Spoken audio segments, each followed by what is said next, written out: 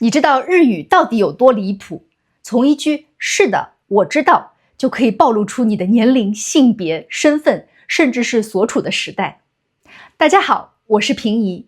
如果你想要认真的学好日语，欢迎关注订阅我的频道。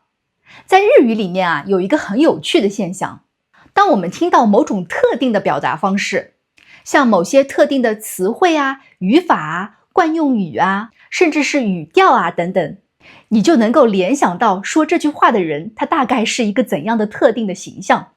比如多大年龄，男的还是女的，什么职业，什么阶层，什么时代，甚至什么性格等等。日本人把这种听说话就能脑补出人物形象的语言叫做役割語，就是角色语言。我们这里来举一个比较有意思的例子同样的一句话，はい、そうです。私が知っています。是的，我知道。这句话呢，不同角色的人说出来就会有不同的表达。以下这6种表达，大家能根据自己的日语知识来猜测一下说话人大概是一个怎样的形象吗？第一句，お、そうじゃ、わしが知っておるんじゃ。第二句、あら、そうよ、私が知っておりますわ。第三句、そうだよ、僕が知ってるよ。第四句、んだんだ、おら知ってるだ。第五句、そうやそうや、わしが知ってます。第六句、さよう、拙者が存じておりまする。怎么样？大家能够想象得出来这6个说话人的形象吗？接下来我们一句一句来看。第一句、お、そうじゃ、わしが知っておるんじゃ。这是老人の言葉，所以说话者呢应该是一位高龄男性。比较有特征的呢就是这个わし，一般年轻人或者女性自称的时候是不太会使用的。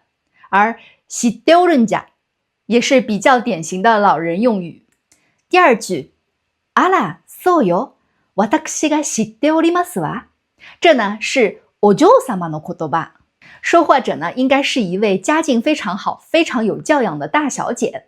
像あら、そうよ、私以及中助词わ这些词单独来看呢，其他身份的人在一些场合也会使用，但是集中在一起就是比较典型的お嬢様才会使用的表达了。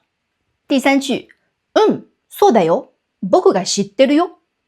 这句话呢，大概可以想象出说话人应该是一个小学生左右的小男孩，因为そうだよ这个表达在这里透露着一種孩子气，而僕也是男孩子在自称时特有的表达。第四句、んだんだ、おら知ってるだ。这句话可能对大家来说有一点难度这句话的说话者呢，应该是比较偏远的田舎の人，乡村人。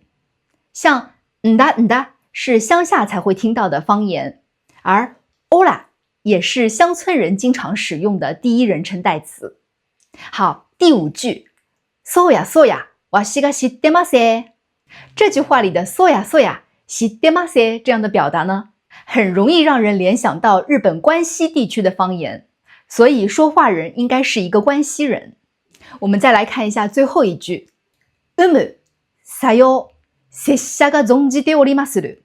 这句话呢，感觉日常不太会听到，它更像是一句出现在时代剧里的台词。从さよ这样的句型、拙者这样的第一人称代词，以及存じておりまする这样的表达，可以判断出这是一句武士の言葉，古代武士用语。以上这6句话呢，其实作为我们日语学习者来说，日常生活中自己是没有什么需要使用的场合的，但是呢，它们经常会出现在影视作品中动漫作品中以及小说等文学作品中。特别是像小说这样的文学作品，如果在对话当中出现了这样的语句，就算书中没有特别的人物介绍，我们读者呢也可以想象出说话人大概是一个怎样的人设。这是非常有利于帮助我们加深对于文学作品的理解的。